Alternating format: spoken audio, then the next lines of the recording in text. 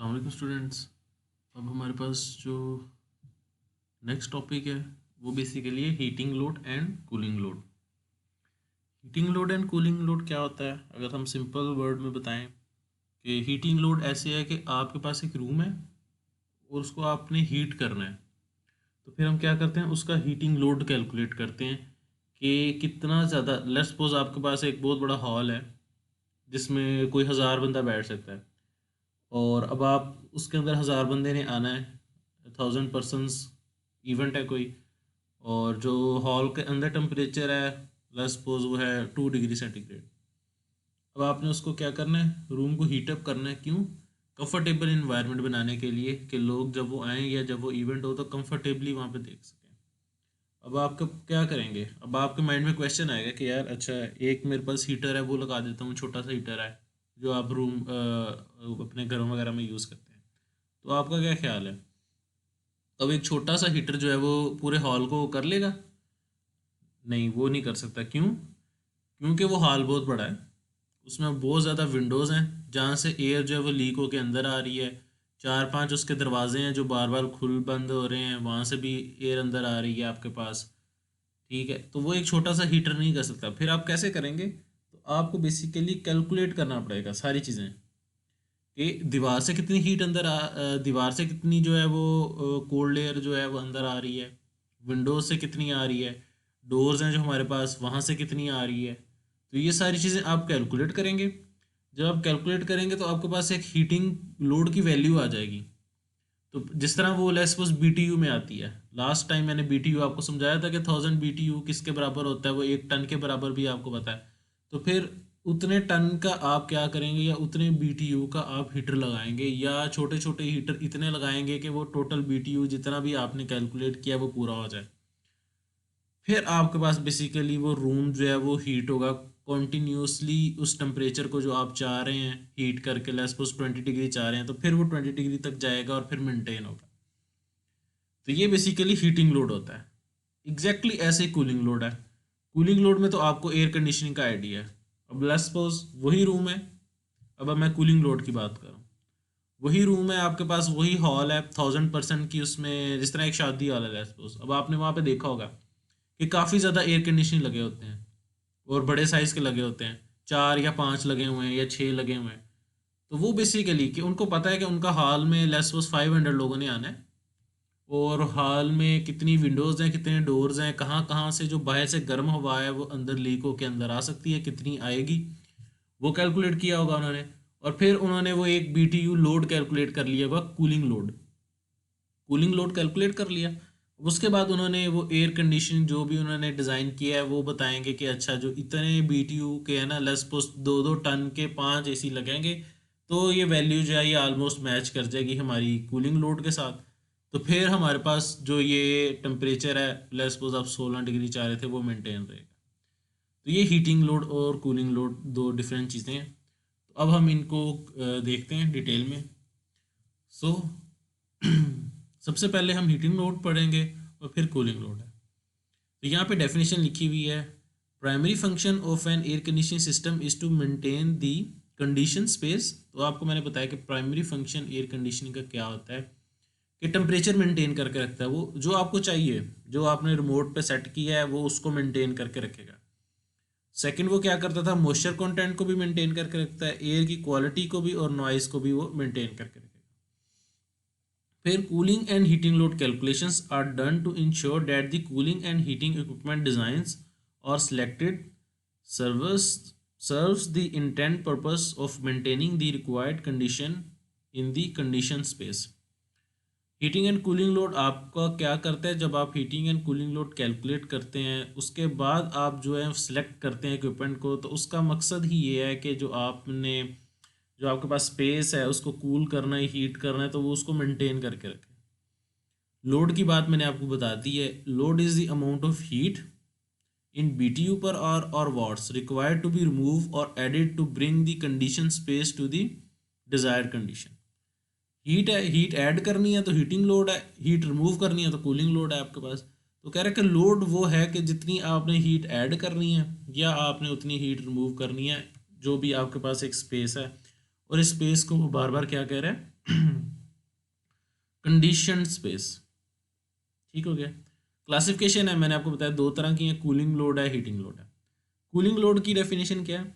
Net amount of heat that is to be removed from a space to bring about the desire condition in space. क्या चीज़ है? Net amount of heat that is to be added that is to be removed from a space. Air conditioning की बात करें, room है आपके पास, गर्म है, लेट्स सपोज 40 डिग्री के ऊपर है, अब आप उसके अंदर से हीट रिमूव करना चाहते हैं कि हीट रिमूव हो जाए और रूम जो है वो 20 डिग्री पे आ जाए, तो हमारे पास क्या है? कूलिंग लोड है। हीटिंग लोड उसके ऑपोजिट है। एक कोल्ड रूम है आपके पास, अब आपने क्या करना, उसमें हीट ऐड करनी है। Net amount of heat that is required to keep the building at the desired condition. आपने ऐड करनी है, हीट ऐड होगी तो डिजायर कंडीशंस आपकी अचीव हो जाएंगी। So that is your heating load. अब सबसे पहले हम हीटिंग लोड की बात करते हैं। हीटिंग लोड की क्यों बात करते हैं? क्योंकि ये ना जो हमने पहले सबसे मिड से पहले भी पढ़ा था, हीट एंड मास ट्रांसफ़र, बिल्कुल एग्जैक्टली वही चीज़ है। आपने न्यूमेरिकल भी किया होगा इनफिल्ट्रेशन वाला, तो ये वही चीज़ें हैं। बस इसमें अब वो हीटिंग लोड की एक बात कर रहा है कि हीटिंग लोड कैलकुलेट हो जाता है, उसके बाद आप सिलेक्ट कर सकते हैं अपना। तो सबसे पहले हम हीटिंग लोड की बात करते हैं। अच्छा, ये हमारे पास जो बुक है, इसका ये टाइटल लिखा हुआ है, air conditioning and principles, 4th edition, Pita. ये 4th एडिशन है, इसका राइटर का नाम है पीटा। इसका जो चैप्टर 3rd है, ये बेसिकली हम कर रहे हैं हीटिंग लोड। तो आपको कोई भी चीज़ अगर कंफ्यूजिंग लगे तो आप इस चैप्टर को रिव्यू कर सकते हैं, तो आपको समझ आ जाएगी। हम भी इस चैप्टर को साथ साथ लेके चलेंगे। So indoor air temperature decreases occur for 2 reason. अब वो बात करें कि हीटिंग लोड चाहिए क्यों है। मैंने आपको बताया, आपके पास एक रूम है, उसका टेम्परेचर कम हो गया, क्यों? Heat transfer from the warm inside air to the cold outside air through the walls. क्या हुआ है? अंदर आपके पास हम बात करें कि रूम हमारा जो है वो ठंडा हो गया। ठंडा कैसे हो गया? बाहर से जो ठंडी हवा थी वो वॉल्स के थ्रू अंदर आ गई है, विंडोज़ के थ्रू अंदर आ गई है, and other parts of building involve. And कैसे आ गई है? लाइक डोर से आ गई है, और भी जितने पार्ट्स हैं वहाँ से आ गई है। सेकंड क्या है? Leakage of cold air through opening is the building. दूसरा क्या है कि आपकी जो एक तो बाहर से आई है, दूसरी वो बात करके ठंडी हवा जो है वो लीकेज तक हुई। जिस तरह आपके ना दरवाज़ा है, दरवाजे के नीचे थोड़ा सा गैप होता है, तो आप उसको लीकेज कंसीडर कर लेते हैं। इस तरह की डिफरेंट विंडोज़ हैं, विंडोज़ हो सकता है थोड़ी सी आप बेशक क्लोज है, क्लोज के बाद भी हो सकता है वहाँ पे लीकेज हो रही हो। तो ये बेसिकली क्या है? Leakage of cold air through openings in the building. तो आपके पास कोल्ड एयर जो है वो लीक होके आ रही है अंदर, उसको हम क्या कहते हैं? इनफिल्ट्रेशन। ये हमने पहले डिस्कस भी किया था कि इनफिल्ट्रेशन क्या होता है। Heat must be continuously added to the interior of the building. अच्छा, अब क्या मकसद है कि जब आपके पास बाहर से ठंडी हवा कॉन्टीन्यूसली आ रही है, तो हमें क्या करना पड़ेगा? ये कॉन्टीन्यूसली रूम में हीट सप्लाई करनी पड़ेगी ताकि मेंटेन रहे। अब हम यहाँ पे देखें फार्मूला क्या है। Change in room air enthalpy. Enthalpy basically क्या होती है? Internal energy. हमारे पास जो अंदर हीट कंटेंट है, एनर्जी है रूम की, वो चेंज हो रही है।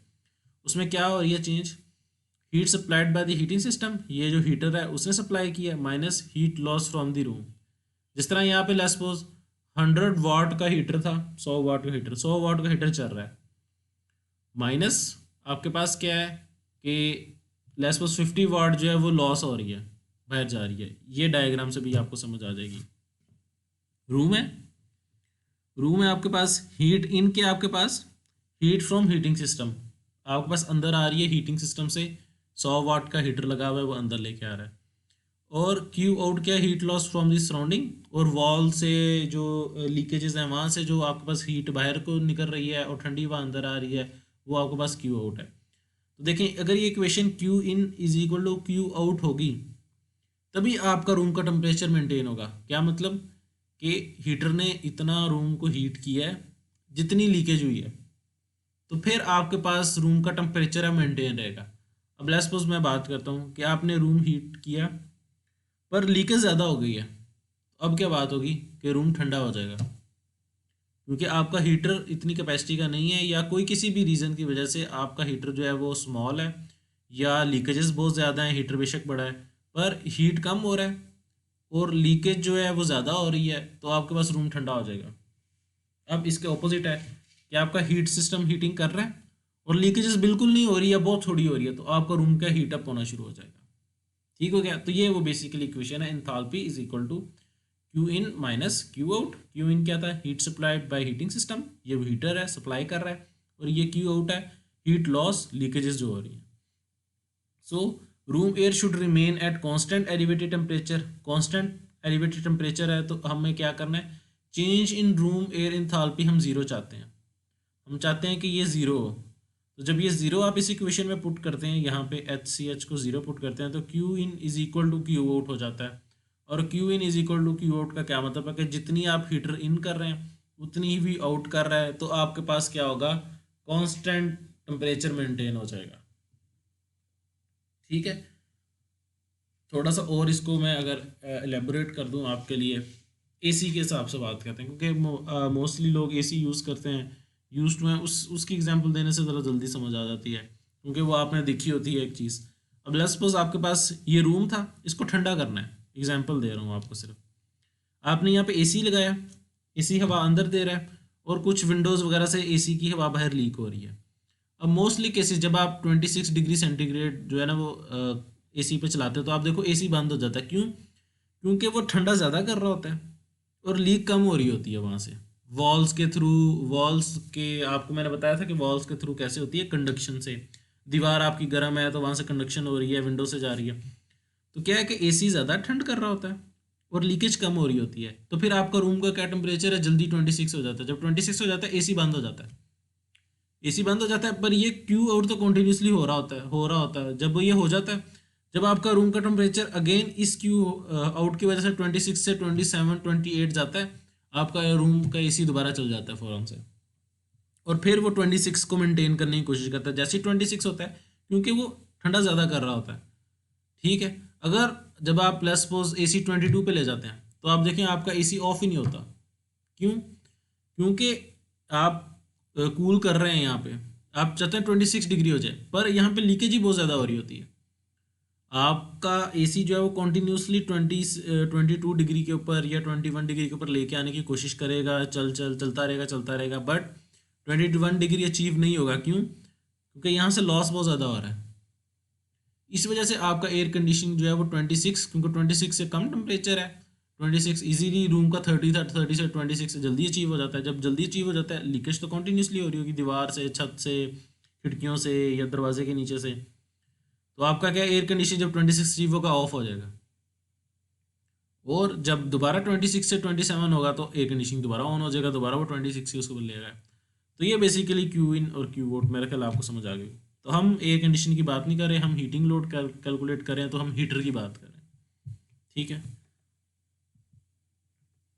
अब हमारे पास ये फार्मूला है Q इज इक्वल टू, ये हमारे पास बेसिकली 1/R, ये U है, U आपको पता होगा आगे जाके ना ये U में कन्वर्ट कर देता है इसको।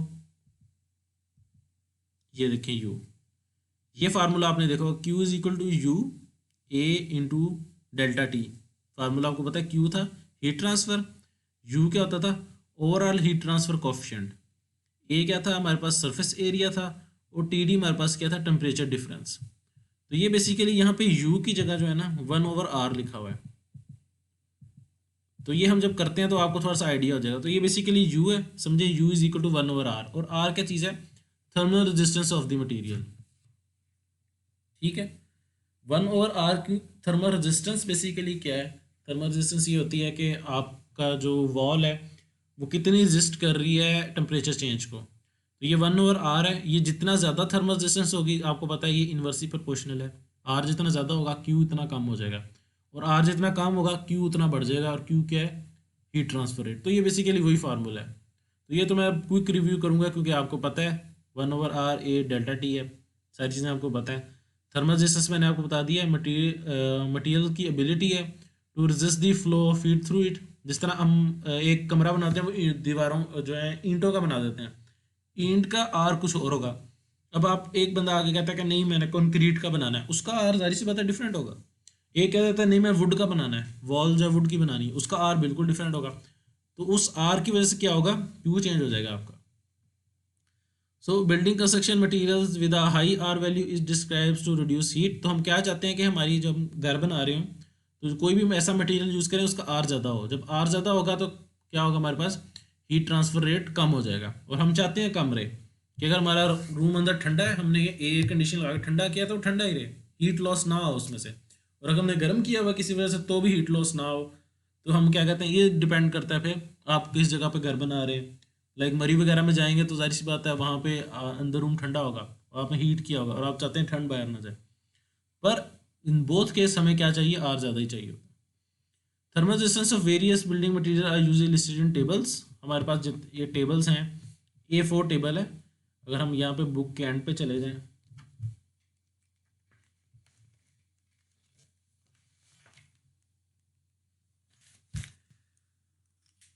बुक के एंड पे चले जाएं, A4 टेबल है हमारे पास, A9 टेबल है, ये A4 टेबल आ गया। ठीक है, अब देखें ये A4 टेबल है, thermal resistance R of building and insulating materials. अब यहाँ पे देखिए मटेरियल्स है, यहाँ पे नीचे जाते हैं तो हमारे पास जो ब्रिक होगी, ईंटें जो हैं बेसिकली, उनका भी आर आएगा, बताएगा डिफरेंट चीज़ों का बता रहा है, ग्लास का है, रबर का है, लूज फिल, रूफ इंसुलेशन। ये देखें, अब हमारे पास ब्रिक, कॉमन ब्रिक हमारे पास क्या है, उसका आर क्या है, ये देखें रेजिस्टेंस आर है पर इंच 0.20 पर इंच होता है ये, ठीक है। और वो डेंसिटी भी बता रहा है कि अगर ब्रिक की डेंसिटी 120 हो आपके पास, और इंग्लिश यूनिट्स हैं, यही बात में याद रखिएगा। अच्छा, ये टेबल्स ऐसे यूनिट्स के अंदर भी हैं, ठीक है। फिर ब्रिक ये है, फिर क्ले की बात कर रहा है, सेल, डीप सेल, तो बेसिकली ये आपने पढ़े होंगे। फिर वो सैंड की बात कर रहा है, तो सारी चीज़ों का बेसिकली वो क्या कर रहा है, आर की बात कर रहा है। पर लिस्टेड थिकनेस, थिकनेस यहाँ पे दी हुई है कि 4 इंच की है तो 0.71 है, तो यहाँ पे देखें सारे मटेरियल्स की दी है। सो डिपेंड करता है कि अब आप कौन से मटेरियल की बनाने लगे हैं। ये A4 टेबल था हमारे पास, ठीक हो गया। तो एक एग्जांपल है हमारे पास। अच्छा, उसने यहाँ पे बताया कि वो लिस्टेड में टेबल है, और फिर एक उसने एग्जांपल बताई है। एग्जांपल हम बुक पे चले जाते हैं। अच्छा, ये A4 टेबल है, इस एग्जांपल में ना हमारे पास उसने कहा है कि ब्रिक का बना हुआ है, कॉमन ब्रिक का। तो हम ये लिख लेते हैं कि 0.20 पर इंच इसकी रेजिस्टेंस है, ये हमें पता चल गया, ठीक है, क्योंकि हम पीछे बुक पे चले जाते हैं यहाँ पे, ठीक है। 0.20 पर इंच वैल्यू याद रखें आप।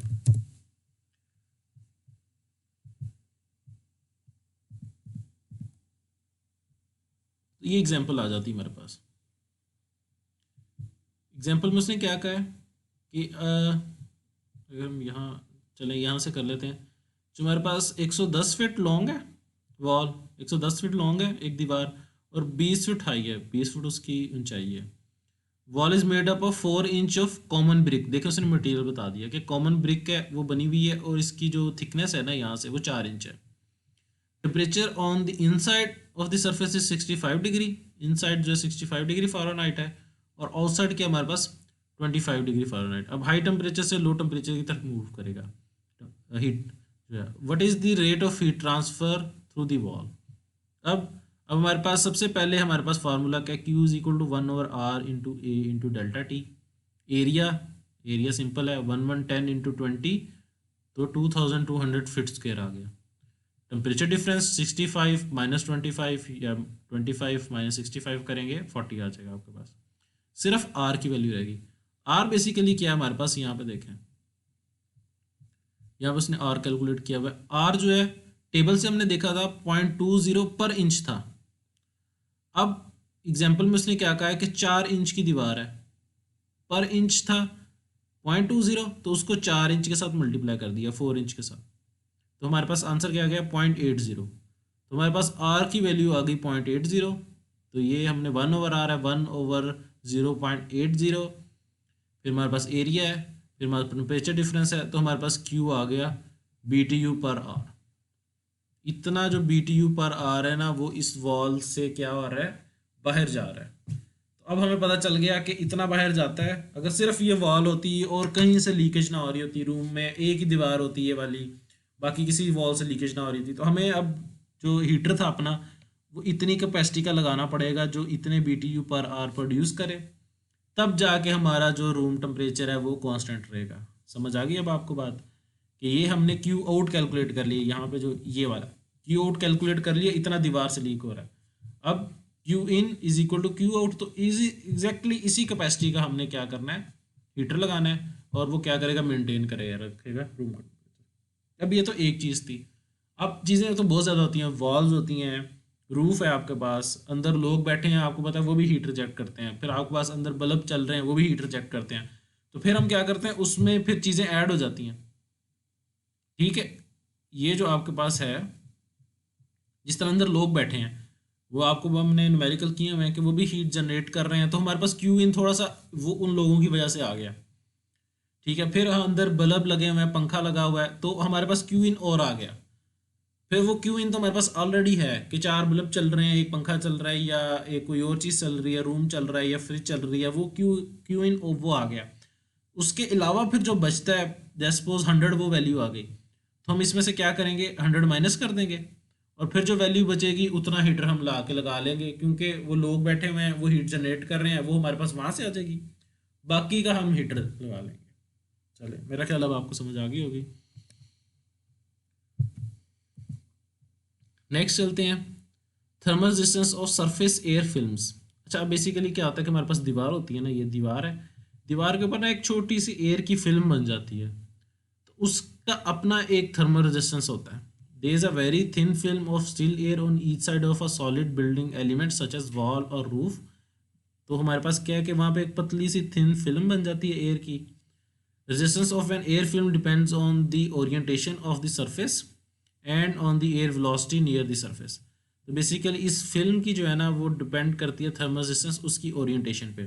जिस तरह अभी अगर दीवार है हमारे पास, दीवार क्या होती है, वर्टिकल हमारे पास, तो वर्टिकल ऐसे है, और अगर हो सकता है एक टिल्ट हो तो हमें एक स्लोप का अलग से उसने बताया। और हमारे पास क्या है कि अगर जैसे छत है, तो छत क्या होगी, हॉरिजॉन्टल होगी, तो उसका एक अलग आर की वैल्यू होती है। For winter conditions, heating loads, outdoor air velocity is assumed to be 15 meter per hour. For the indoor surface of any building material, still air is assumed. जैसे क्या विंटर कंडीशंस में हम क्या करते हैं कि अंदर जो हम कहते हैं वो स्टिल है कंडीशन, और बाहर जो है वो 15 माइल पर आवर के स्पीड से हवा चल रही है। तो अब आपने इस थिन फिल्म का अगर कैलकुलेट करना, तो हमारे पास एग्जाम्पल 2 है ये। उसने क्या कहा, a wall of super market measures 80 feet into 18 feet, तो उसकी लेंथ क्या है, 80 फीट है, और हाइट क्या है, 18 फीट है। The temperature of the air in the store is 70 Fahrenheit, अंदर जो है वो क्या है, फ़ारेनहाइट है, and the inside surface of the wall is 60 Fahrenheit. तो यहाँ पे अगर आगे ये देखें, ये बनी हुई है, तो एक टेम्परेचर उसने रूम का बताया, और फिर फिल्म जो है उसके बाद बताया कि अंदर जो दीवार के ऊपर है 60 है। ठीक है, 70 तो हमारे पास पूरा जो हॉल है उसका है। उसके बाद मैंने बताया एक एयर की फिल्म होती है वॉल के ऊपर, उसको भी हमने कंसीडर करना होता है, तो वो फिल्म है, और फिल्म गुजरते बाद ही हमारे पास क्या है, 60 फ़ारेनहाइट। अब हमारे पास क्यू आउट बाहर को होगी, ये वॉल है, और ये छोटी सी जो है ये फिल्म उसने दिखाई हुई है। अब हमारे पास क्या, the resistance of the inside air film in vertical surface, हमारे पास टेबल A5 है, वहाँ पे आर की वैल्यू गिवन है।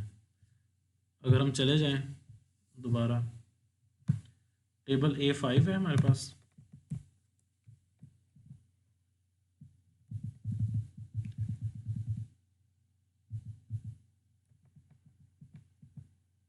A4, ये A5 आ गई। अब ये देखिए यहाँ पे लिखा हुआ है स्टिल एयर, स्टिल एयर है, और वर्टिकल हमारे पास वो जो था वर्टिकल है, जो न्यूमेरिकल है ये केस हमारे पास क्या वर्टिकल है। तो आर की वैल्यू फॉर वर्टिकल, वर्टिकल हमारे पास स्टिल एयर है, और horizontal direction of heat flow है, तो 0.68 हमारे पास वैल्यू आती है आर की। ठीक है, तो ये हमारे पास वैल्यू आई आर की 0.68। अगेन वही एरिया, एरिया भी आपने कैलकुलेट किया, TD भी आपने कैलकुलेट किया, क्यू, तो क्यू इस फिल्म की वजह से जो आ रहा है वो 21,200 BTU पर आवर। ठीक है, सिंपल कैलकुलेशन थी। चले, ये वही टेबल हमें शो किया हुआ है यहाँ पे, जो हमने अभी ओपन कर लिया। अब ओवरऑल हीट थर्मल रेजिस्टेंस, अब बेसिकली क्या है हमारे पास, हम उस U की तरफ जा रहे हैं, ये U, हमने उस टाइम डायरेक्ट यू पढ़ लिया था, अब हम उस यू की तरफ जा रहे हैं। क्या बात करें अब, heat transfer through the walls, roof, floor and other element of the building is through the air film, through the solid material, through the air film on the other side. तो बेसिकली क्या है वो बात करें कि हमारे पास देखिए कितनी चीज़ें होगी। एक तो वॉल है, इस न्यूमेरिकल में हमने देखा कि वॉल से हीट ट्रांसफर हो रही, पहली चीज़ होगी वॉल। दूसरी चीज़ फिल्म भी होगी। फिर तीसरी चीज़ हो सकता है कोई हमारे पास छत से भी जा रही होगी, तीसरी वो होगी छत के ऊपर फिल्म भी होगी। फिर एक बाहर की सरफेस भी फिल्म बनी होगी, तो चार पांच चीज़ें ऐड होगी। तो क्या अगर हम चार पांच चीज़ों को इकट्ठा उनका आर जो है वो ऐड कर लेते हैं और आर नॉट उसको कह देते हैं, और आर नॉट क्या है, ओवरऑल थर्मल रेजिस्टेंस। क्या किया हमने, वो जितनी भी सारी चीज़ें हैं ना, आर जितने भी थे, दीवार का अलग था, फिल्म का अलग है, बाहर वाली फिल्म का अलग है, वो सबको ऐड किया और एक आर नॉट बना दिया। आर नॉट बनाने से क्या होगा हमारे पास, अब हम एग्जाम्पल करते हैं, एग्जाम्पल से आपको समझ आ जाएगी कि उसने क्या कहा, the exterior wall of a building is constructed of 8 inch. हमारे पास 8 इंच जो है वो उसकी थिकनेस है। सैंड एंड ग्रेवल कंक्रीट जो हमने यूज़ की है। R5 इंसुलेशन भी यूज़ की है, 1/2 इंच की gypsum board. The wall is 72 feet long and 16 feet high. ये उसका एरिया आ गया, सरफेस एरिया जो हमारे पास। The indoor and outdoor temperature भी उसने बता दिए, इंडोर 70 है, बाहर जो है वो बहुत कम है, -10 डिग्री सेंटीग्रेड फ़ारेनहाइट है। What is the heat transfer through the wall. अब हमने क्या किया, हमने टेबल ओपन किया, सबसे पहले जो इनसाइड एयर फिल्म है, जो ये फिल्म है उसकी हमने कैलकुलेट कर ली, आर की वैल्यू टेबल से देख ली, 0.68 है। आपको पता है सबसे पहले ये इनसाइड जो ये वाली है इसकी वैल्यू आ गई। फिर हमारे पास जिप्सम बोर्ड है, इंसुलेशन बोर्ड है, उसके बाद ये लगा हुआ है आगे इंसुलेशन, ये वाला ये जो है, इसकी क्या आई हमारे पास 0.45 वैल्यू आ गई। ठीक है, उसके बाद हमारे पास इंसुलेशन है। इंसुलेशन उसने हमारे पास R5 इंसुलेशन की बात की थी, R5 हम टेबल से जाकर देख लें इंसुलेशन की, और यहाँ पे उसने बताया था 1/2 इंच है, तो वहाँ पे वो पर इंच लिखी होगी, लेस उस 10 लिखा होगा, तो हम उसको क्या कर लेंगे 5 कर लेंगे कि 1/2 इंच आधी के लिए 5 होगी हमारे पास। आपको पता है कैसे करनी है, अभी हमने पहले की थी एग्जाम्पल। एंड इंसुलेशन का आ गया। फिर कंक्रीट का आ गया, कंक्रीट का आर हमारे पास क्या है 0.08, और मेरा ख्याल 8 इंच उसकी है थिकनेस, तो उसने 8 से मल्टीप्लाई किया, 0.64 आ गया। ठीक हो गया। और फिर आउटसाइड एयर जो है यहाँ पे आउटसाइड एयर फिल्म है, आउटसाइड एयर फिल्म है, आप वहाँ पे टेबल से वैल्यू देखेंगे 0.17 आ गई। तो हमने सारे आर जो है वो ऐड कर लिए, ओवरऑल रेजिस्टेंस आर नॉट होगी 6.94। ठीक हो गया, 6.94 आपके पास वैल्यू आ गई। आपने अपना फार्मूला लगाया, Q is equal to 1/R0 A into delta T. Area आपको पता था यहाँ पे 72 फीट इंटू 16 फीट दिया था। टेम्परेचर डिफरेंस 70 - 10 आपके पास 80 आ गया।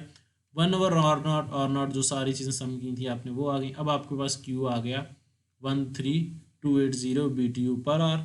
अब आपके पास एक एक वॉल को लेके हमने उसकी पूरी कैलकुलेशन कर ली।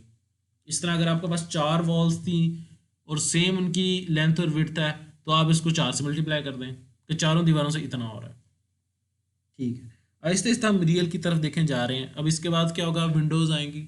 विंडोज़ का आप अलग कैलकुलेट करेंगे, वो अलग क्यू से ऐड होगा।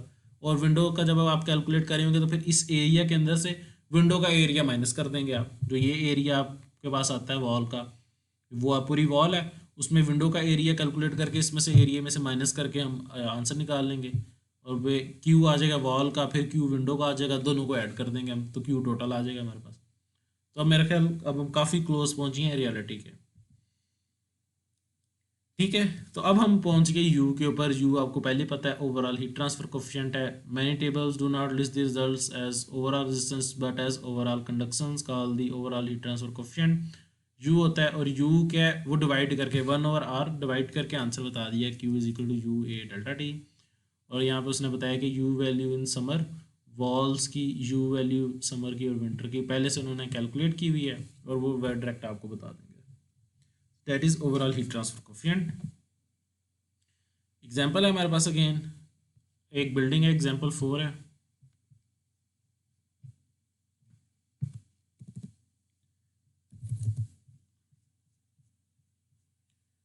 एग्जाम्पल 4 पे चले जाते हैं।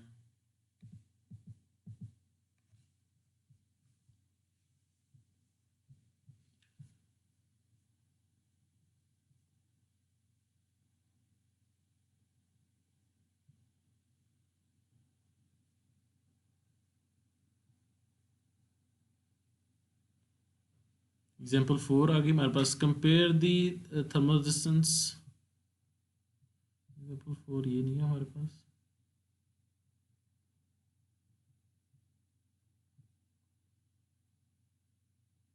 चलें यहीं से कर लेते हैं एग्जाम्पल, शायद नंबरिंग गलत हो गई है। चलें ये एग्जाम्पल हमने कर लिया, ये ओवरऑल ही ट्रांसफ़र किया है और ये हो गई शायद एग्जैक्टली ये वाली एग्जांपल है बेसिकली। ठीक है, अब बिल्डिंग उसने बताया कि 120 feet long and 40 feet wide है, has a flat roof constructed of 18 inch light weight concrete with a finished ceiling. The inside temperature is 65 Fahrenheit and outside temperature is 5 Fahrenheit. What is the heat transfer through the roof? Roof की बात कर रहा है। अब आपने क्या जाना है, टेबल A7 पे जाना है फॉर यू की वैल्यू देखनी है आपने। यू की वैल्यू देखेंगे फॉर ये कंक्रीट जो हमारे पास है और उसकी क्या 8 इंच जो हमारे पास है, तो हमारे पास वैल्यू आ गई यू की। एरिया छत का कैलकुलेट कर लिया जो रूफ का, आपके पास सिंपल क्यू का लगाया यू ए डेल्टा टी, और आपके पास यू ए और डेल्टा टी सारी चीज़ें हैं, तो आपके पास रूफ से जो हमारे पास हीट लॉस हो रहा है उसकी वैल्यू भी आ जाएगी।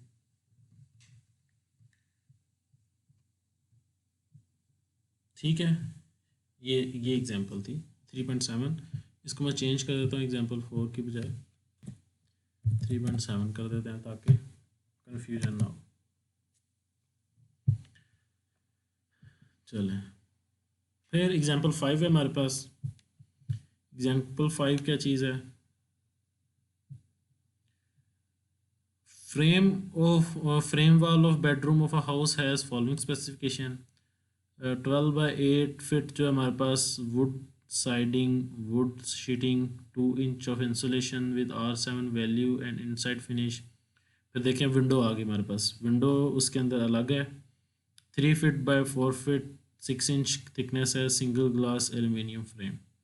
रूम का अंदर का टेम्परेचर जो है वो क्या है, 68 Fahrenheit, outdoor temperature 2 Fahrenheit. What is the heat transfer through the wall and window combine.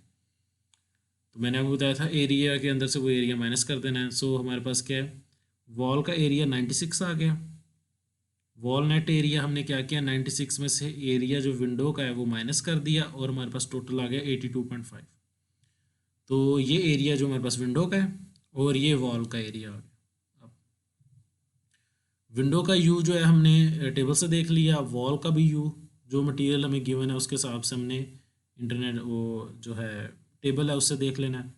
तो फिर हमने वॉल का क्यू फाइंड कर लेना, वॉल का हमारे पास 0.90 यू आया है, एरिया हमारे पास बच के जो है माइनस करके विंडो का 82.5 आया, 66 टेम्परेचर है तो ये आ गया। फिर विंडो का अगेन यू हमारे पास क्या है 1.10, एरिया हमारे पास 13.5 है, 66 डेल्टा टी आ गया तो हमारे पास 980 आ गया। तो दोनों को हमने ऐड कर दिया, क्यू टोटल 490, 980 तो 1470 BTU पर आवर हमारे पास एक विंडो के साथ आ गया कि कितना हीट लॉस हो रहा है हमारे पास। ठीक हो गया।